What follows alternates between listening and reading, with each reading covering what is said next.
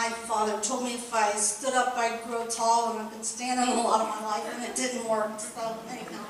I want to talk to you a little bit about what we do here in Brevard County through the Space Coast TPO to try to create safer road users.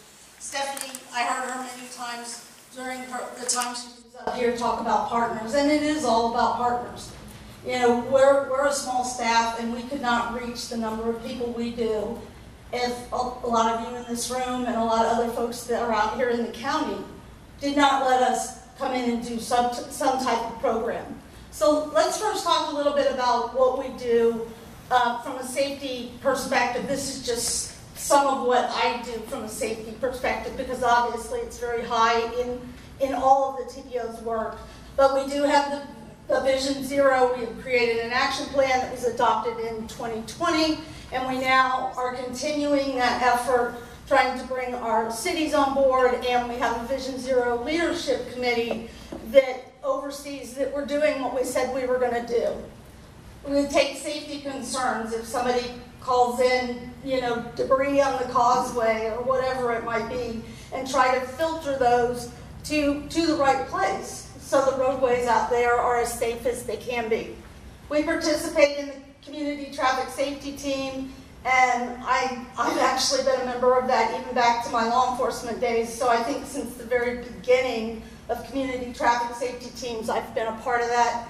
It's a great format. It's the only place that I really know of where you can go and you can talk and get something directly to FDOT from a safety standpoint. So if you don't have a representative coming to the Brevard County Community Traffic Safety Team, you should. We have a schools safe access committee. We'll look at arrivals and dismissals. We have to be on the committee to sign off on hazardous wall conditions, so we're out there checking out things that they have problems with. Sarah oversees school routes analysis, which is a deeper dive into traffic in and around the schools that really help our local agencies when it comes time to apply for Safe Routes to School type funding. We also do we've kind of skipped one, but we've been doing just a student travel survey we've done every year since the year 2000 that provides data for that as well, but we have skipped during the COVID years because the numbers would be off.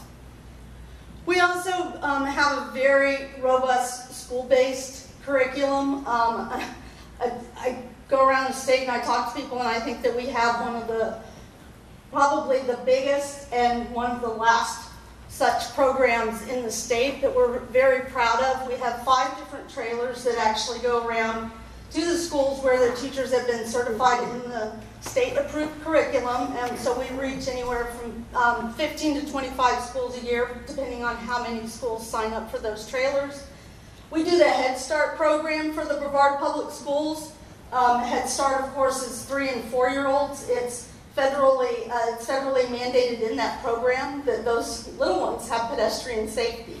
It's amazing. It's like the only group that I know of where there's actually policy in place that says you have to have pedestrian safety, and it's for 3- and 4-year-olds. So we go in and we do that for our school board. Of course, we do all the kind of fall festivals, spring flings, anything they do at a school, and they'll let us come out. Walking bike to school days, we have a ton of fun with, and gotten very big, and we love doing that. National School Bus Safety Week and School Crossing Guard Appreciation Day, which is tomorrow. If you come across one in your travels, tell them thank you for what they do. They're out there risking their lives. They do get hit. We've had crossing guards, not here in Brevard, but certainly in the state of Florida, that have been killed. So if you see one tomorrow, especially tell them Happy Appreciation Day and that you appreciate what they do. And we'll be out, Abby and I'll be out in the morning in Satellite Beach. Liz, don't tell them. We're going to surprise them. That should leave. She's still here. Don't tell your God.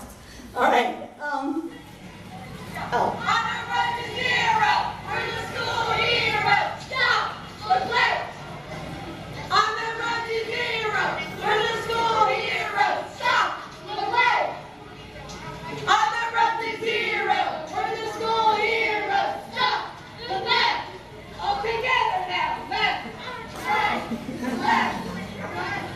So I wanted to show that video. That's one of my rock star PE teachers at Roosevelt in Cocoa Beach. And she always asks me, she's like, what do you think I should do for a theme for Walk to School Day? And I said, well, you know, we're really pushing this Vision Zero. That's what I said to her, and that's what I got. So you gotta love having teachers like that. And again, community outreach, much of the stuff that Stephanie talked about. We've been trying to find new partners all the time. New this past year, we were very proud to do White Cane Day and also World Day of Remembrance. We also partnered with what we call non-traditionals. We've been working with food pantries on getting pedestrian tip cards out there, faith-based organizations, and our homeless coalition just did their point in time, is that what it's called, count, and we supplied them through Alert Today Florida with 500 tip cards that would go out in all the packages that they were going to give out during that time. So, anyhow, again, we couldn't do it without our partners. You know, our school here is so engaged and so receptive to what we do. And I know we don't have any school board representatives in the room, but we always owe them a big thank you because we reach a lot of people through that partnership, and we really appreciate it. All right, do you have any questions? Yes, Steve? Yeah, more of an Adelaide. Could I get the microphone? Sure. Because this is a good one. Yeah, I'm on the West Off Trail. It's about a 1.4 mile trail, and 15-20 bicyclists with a couple instructors cruise by me, and they're learning how to bicycle properly. And the following week, the same thing happens again.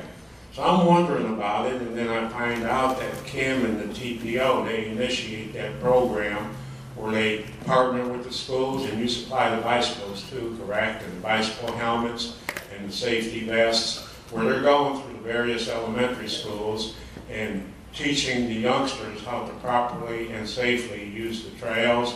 And I just want to thank TPO and her for that dedication, because that'll go a long way into keeping us all safe and keeping them safe. Thank you, Kim. Thank you. All right. I know I asked her about this yesterday, and she said no, and I don't have all this special stuff, but Abby's going to come back up here, and I just want to say the stuff that I talk about, what we're participating in today. Abby is just like a rock star, and she makes us, every single one of the TPO staff, look good. She's so good at what she does. Her message is very important about how important it is to how you talk about traffic safety and how you get the word out there. So, Abby, we appreciate what you do, and come up here and tell us all about your role.